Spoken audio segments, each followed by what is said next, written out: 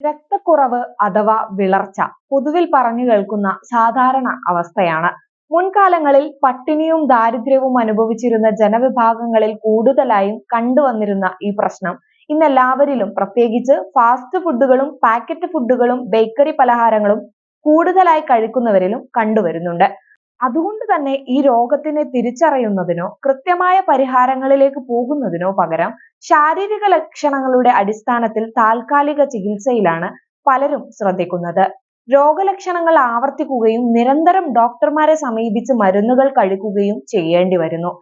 ചില ആരോഗ്യ പ്രശ്നങ്ങളുമായി ഡോക്ടർമാരെ സമീപിക്കുമ്പോൾ നമ്മുടെ കണ്ണുകളിലെ കീഴ്ഭാഗം താഴ്ത്തി നോക്കുന്നത് എല്ലാവരും ശ്രദ്ധിച്ചിരിക്കും.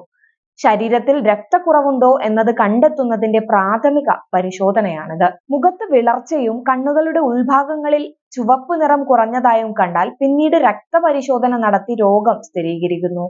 പൊതുവിൽ രക്തത്തിലെ ശ്വേതരക്താണുക്കളുടെയും ഹീമോഗ്ലോബിൻ എന്ന ഘടകത്തിന്റെയും തോത് നോക്കിയാണ് ഒരു വ്യക്തിക്ക് രക്തക്കുറവ് അഥവാ അനീമിയ എന്ന രോഗം ഉണ്ടോ എന്ന് കണ്ടെത്തുന്നത്. ഈ രോഗമുള്ളവരിൽ നിരവധി ലക്ഷണങ്ങളാണ് പ്രത്യക്ഷപ്പെടുന്നതായി കണ്ടുവരുന്നത്. കടുത്ത ക്ഷീണം, ഓർമ്മക്കുറവ്, ശരീരത്തിലെ പേശികളിൽ വേദന, മുടി കൊഴിച്ചിൽ, തൊലിപ്പുറത്തെ വരൾച്ച, നെഞ്ചെരിച്ചിൽ, തലകറക്കം, നടക്കുമ്പോൾ കിതപ്പ്, കാലുകളിൽ നീര്, അമിത വിയർപ്പ്, മണ്ണുപോലുള്ള ദഹിക്കാത്ത വസ്തുക്കൾ കഴിക്കാനുള്ള താല്പര്യം, ചെവിയിൽ മൂളൽ തുടങ്ങി നിരവധി ലക്ഷണങ്ങൾ അനീമിയയുമായി ബന്ധപ്പെട്ട് കണ്ടുവരുന്നുണ്ട്. ഈ ലക്ഷണങ്ങൾ മറ്റു രോഗങ്ങളുമായി ബന്ധപ്പെട്ടും കണ്ടുവരുന്നതിനാൽ ഒരിക്കലും സ്വയം രോഗനിർണയം നടത്തരുത്. അതേസമയം അനീമിയയുമായി ബന്ധപ്പെട്ടാണ് 80% ഈ രോഗലക്ഷണങ്ങൾ പ്രത്യക്ഷപ്പെടുന്നതും. കുഞ്ഞുങ്ങൾ മുതൽ പ്രായമായവരിൽ വരെ കണ്ടുവരുന്ന ആരോഗ്യ പ്രശ്നമാണ് അനീമിയ.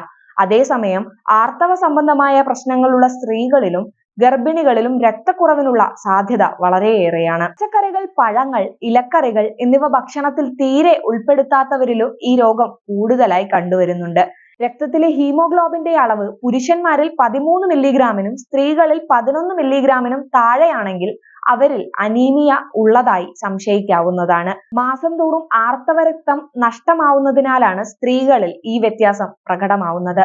കൂടാതെ വയറിനുള്ളിലെ അൾസർ, പൈൽസ് തുടങ്ങിയ രോഗങ്ങളും രക്തനഷ്ടത്തിന് കാരണമാവുന്നതിനാൽ അനീമിയയ്ക്കുള്ള സാധ്യത കൂടുതലാണ്. ആർത്തവത്തോടനുബന്ധിച്ച് പതിവിൽ കവിഞ്ഞ രക്തസ്രാവം ഉള്ളവർ ക്ഷീണം അനുഭവപ്പെടുന്നുണ്ടെങ്കിൽ അവർ ഒരു വൈദ്യ പരിശോധനയ്ക്ക് വിധേയമായി രോഗമില്ലെന്ന് ഉറപ്പുവരുത്തണം.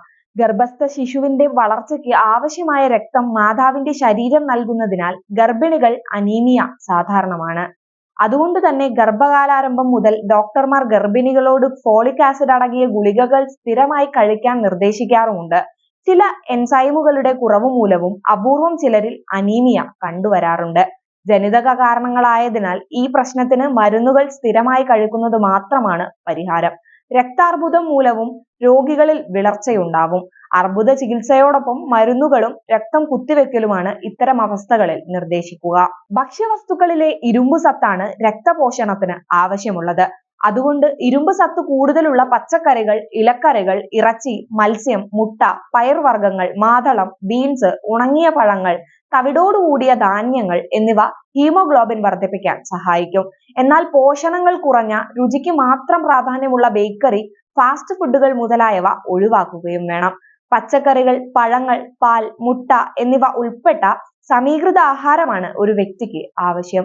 ഈത്തപ്പഴം, ഉണക്കമുന്തിരി, ചീര, മുരിങ്ങയില തുടങ്ങിയവയിൽ ധാരാളം ഇരുമ്പ് സത്ത് ഉള്ളതിനാൽ അവ പതിവായി കഴിക്കുന്നത് ഗുണം ചെയ്യും. വിറ്റമിൻ സി ശരീരത്തിൽ ഇരുമ്പ് സത്തിന്റെ ആഗിരണം വർദ്ധിപ്പിക്കുന്നതിനാൽ ഓറഞ്ച്, നാരങ്ങ, തക്കാളി, മുന്തിരി എന്നിവ ധാരാളം കഴിക്കുന്നതും രക്തക്കുറവ് പരിഹരിക്കാൻ സഹായിക്കും.